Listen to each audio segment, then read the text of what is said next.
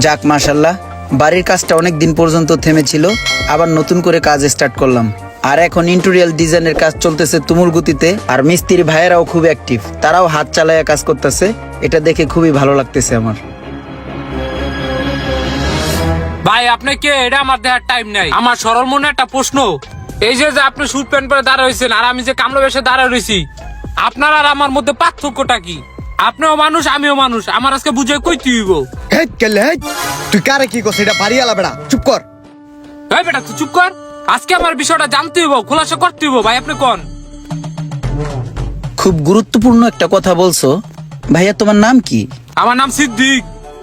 আচ্ছা, এখানে পার্থক্য হচ্ছে তোমার নাম সিদ্দিক, আমার নাম ইমরান, এতটুকুই পার্থক্য জাস্ট।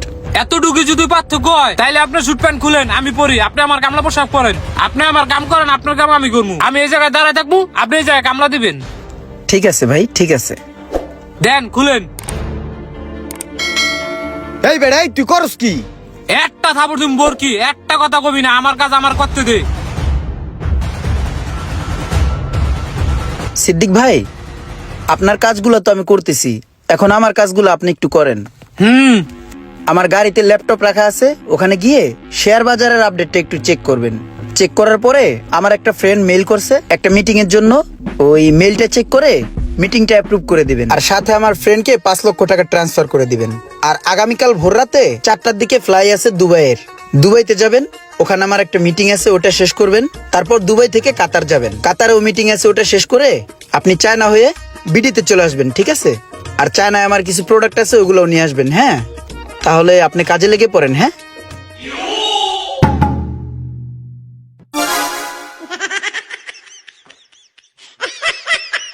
পাগলের কাম নেই, মিডে ব্যবসা আটে আর সাটে।